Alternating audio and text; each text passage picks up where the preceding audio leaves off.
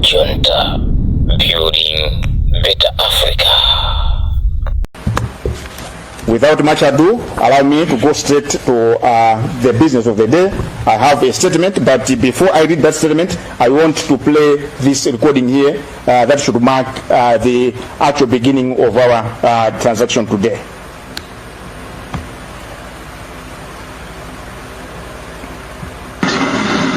Gafu Yomwe kugenya mapereka pa $88.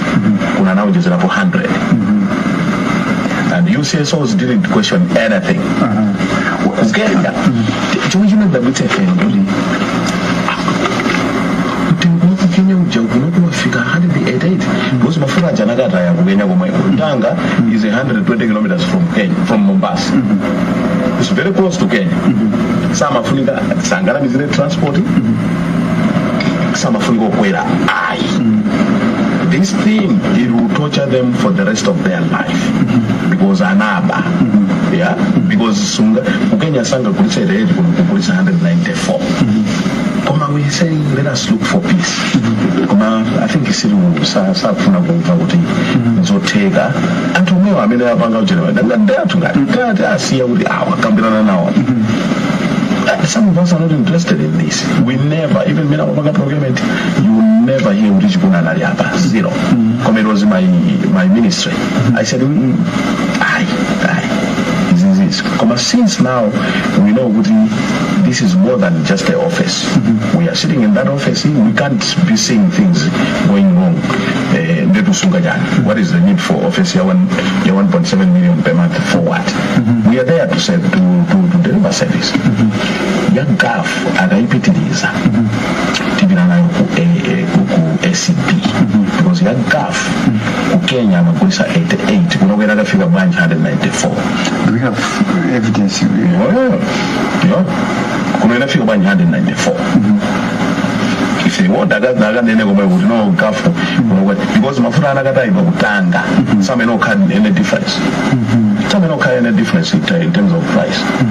Yeah.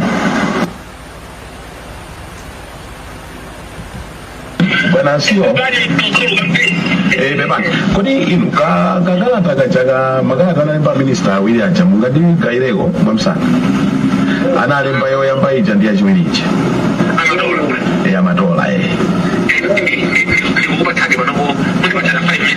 no problem ile ndi Bunda Road ndi akulu koma ndikamaliza meeting ndi kuimbira.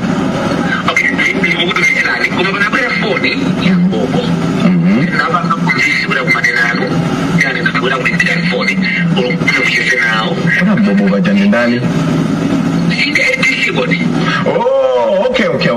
Nangasima jana nabempa kuti ndikumane nawo anthu achuluko wanamiza koma sana anango ndipanga bluetooth.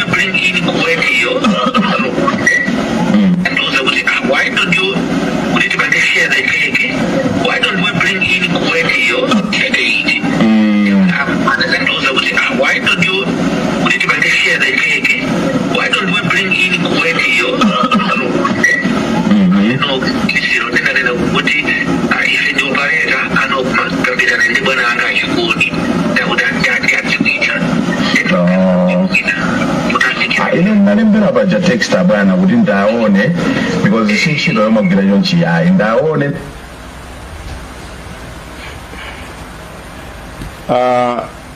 two recordings. One, that is the voice of the former principal secretary for energy, Engineer Alfonso Chikuni. That is a concerted two recording. You have heard him. He was apparently sick with corruption that was happening during the previous administration involving fuel procurement. The second recording, that's a voice of the PS again, Engineer Afonso Chikuni, talking over the phone to the current Chief Executive Officer for the National Oil Company of Malawi, NOCMA. I'm saying the current Chief Executive Officer for the National Oil Company of Malawi, NOCMA, Mr. Clement Kanyama. Club Junta, building better Africa.